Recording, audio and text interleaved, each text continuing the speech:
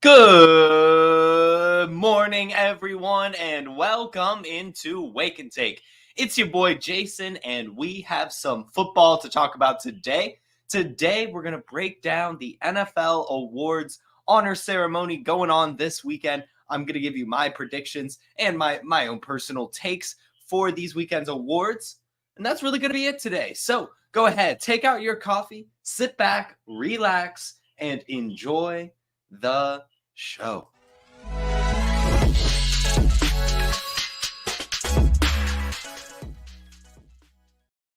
All right, everyone, we've got some good stuff to talk about today. We have the honors ceremony going on this weekend. We've got the MVP getting announced, the coach of the year getting announced, the rookies of the year, the comeback players, all the awards, they're getting announced. And I thought it'd be fun to have the Wake and Take award ceremony. So welcome in to the Wake and Take NFL award ceremony of the year 2023 NFL season. We're going to start things off with the MVP.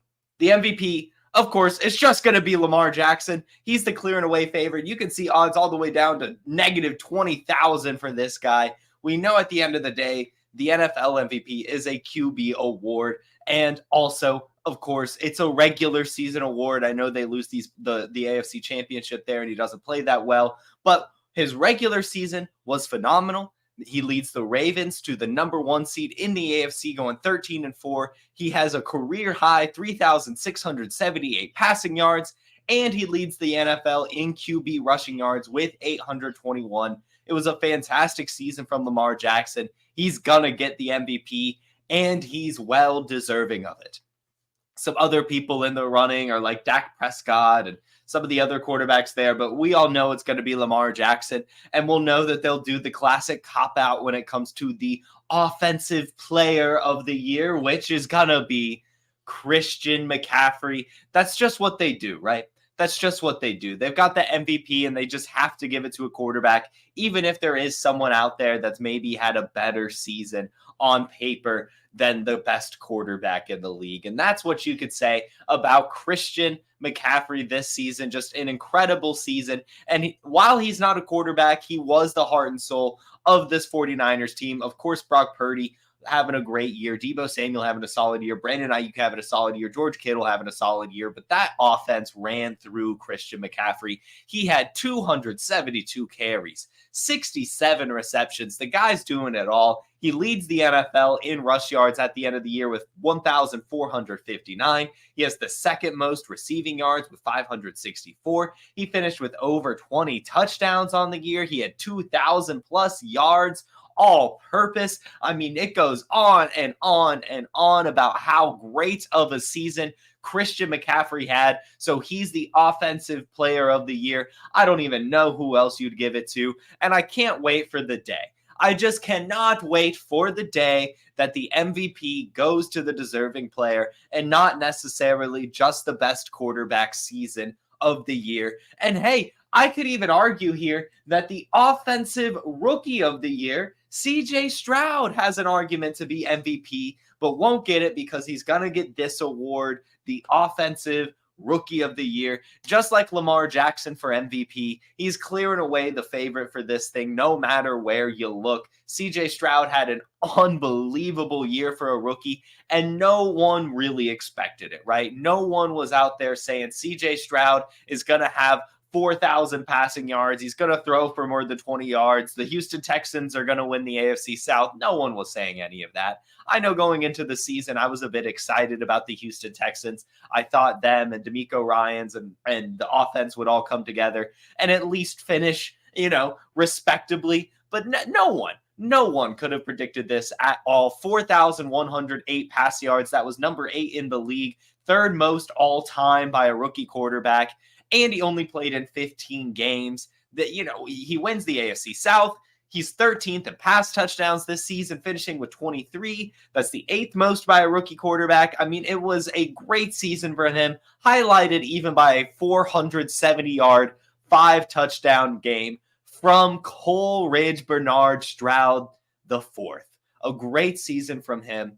Can't wait to see where he takes it. The clear and away offensive rookie of the year has got to be CJ Stroud. And then so you ask, you've got the offensive rookie. Where could you go from here? The coach of the year. And this is probably where I go a bit off track from a lot of people out there, just because I know Kevin Stefanski's the favorite. You look at it right now, and where you look, he's going to be the favorite. Right now, negative 950 odds, with DeMeco Ryans being second at plus 750. But I just think DeMeco Ryans is more deserving of this award. We talked just about how great of a season CJ Stroud had, and nobody expected it from him. Well, nobody expected this from the Texans in general and DeMeco Ryans. They go on to win the division with a rookie quarterback. He's a first-time head coach. I mean, it was an unbelievable year by the team, and him being a first-time head coach with a rookie quarterback, I think just has to add a certain strength to the resume that he would be submitting for this award. I just think he's more deserving of it. Stefanski had a solid year. The Browns had a really solid year, especially when you take into account the whole Joe Flacco situation, right? But that's not necessarily all Stefanski. I mean, I think that's just Joe Flacco trying to go out on a little bit of a flame.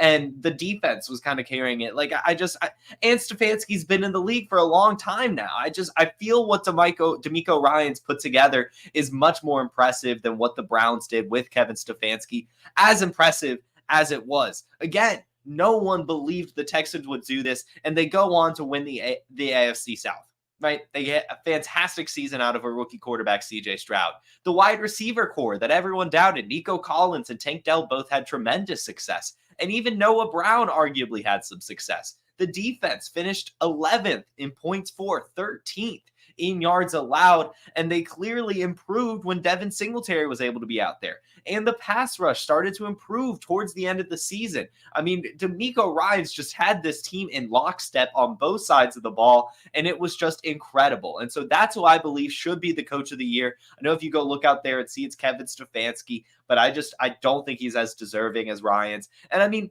the Browns didn't even win their division. And you could argue that Deshaun Watson getting hurt probably helped them.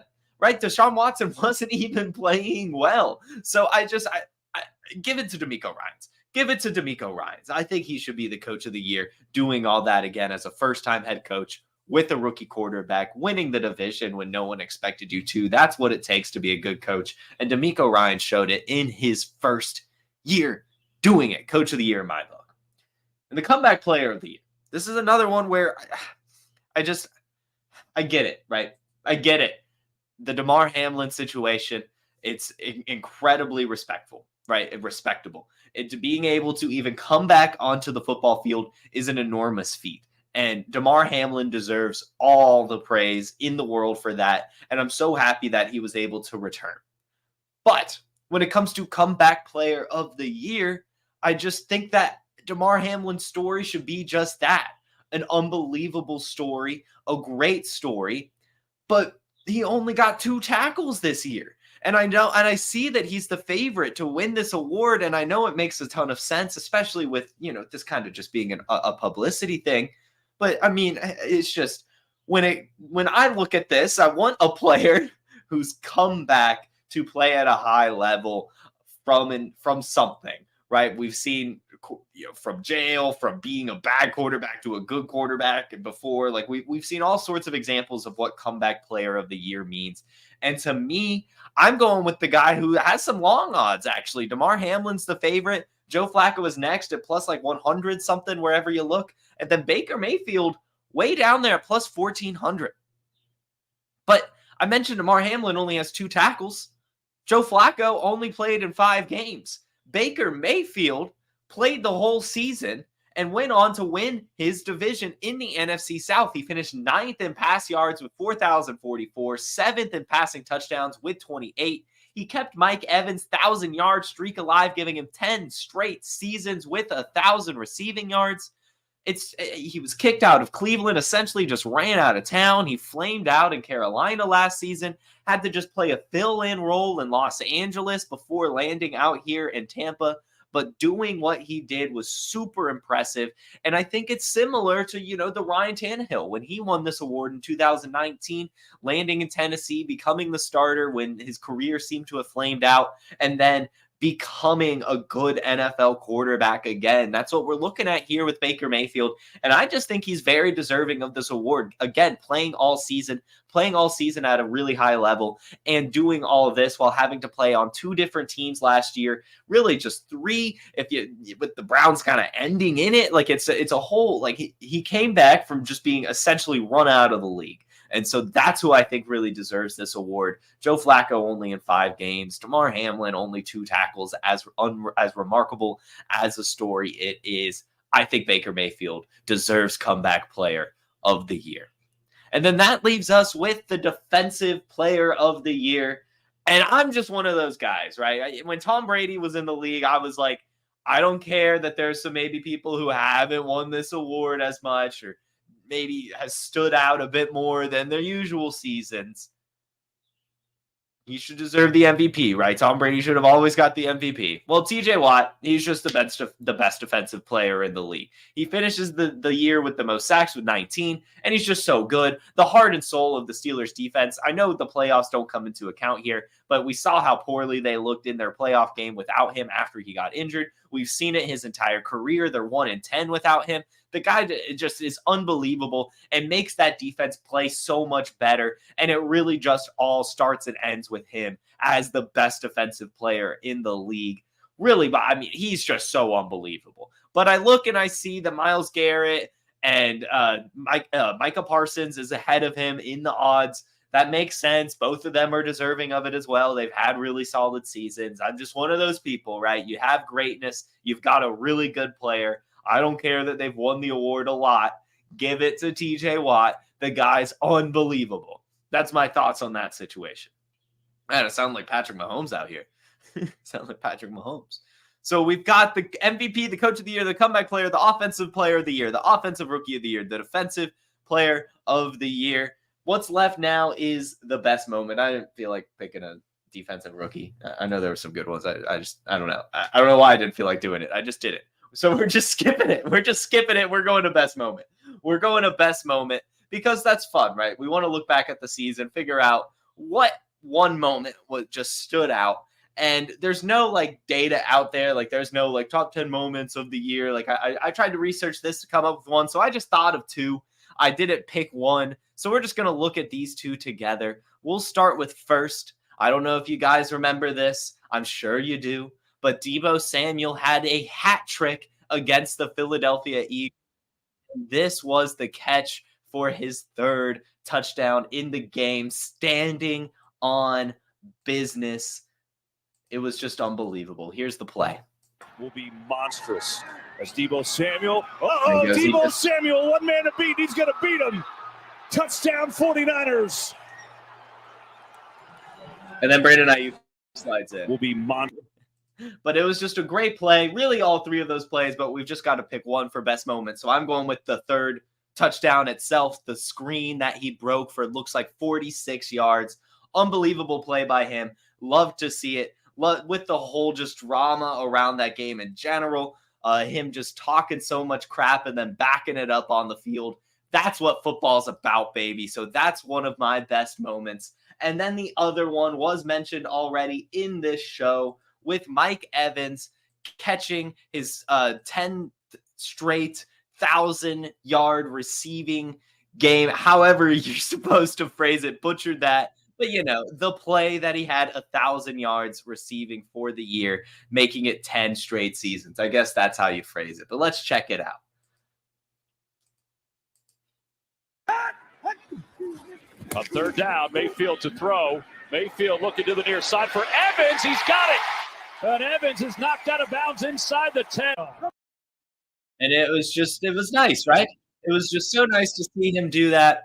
Mike Evans had a fantastic season, and he's had a great career. And it was actually interesting. In that game, he does it against the Panthers. That's actually who he got his 9th straight against last year as well. Tom Brady with him last season got his 9th straight 1,000-yard season against the Carolina Panthers. And I think there was another year, too, when I was trying to find which catch it was that he did it. And so anyway, Mike Evans getting his 1,000-yard season 10 times in a row, and Deebo Samuel's hat trick performance against the Eagles. Those are two of my favorite moments. I'm very curious to see who actually gets that award. That's always a fun one to see every single year. I'm curious who you guys think as well. Drop in the comments what you think the best play of the 2023 NFL season was. Thank you so much for tuning into Wake and Take. Tomorrow, make sure you clear the calendars because I will be joined by the Podfather himself as we discuss the Super Bowl and some other stuff as well. So go ahead, like this video, subscribe to the Player Profiler channel, and tune in tomorrow at 10 a.m. Eastern for more Wake and Take. Have a good one. Peace. Hey, I want to take a moment to thank you for tuning in. It's important to me that all of our media be free. This is only possible because of you allowing a true independent sports media enterprise to thrive unlike any other in the business. So please subscribe to the All In package to continue to make all of this possible, to ensure that all of our stats, information, data, content is available to you, especially you, the people that get the site and get the show.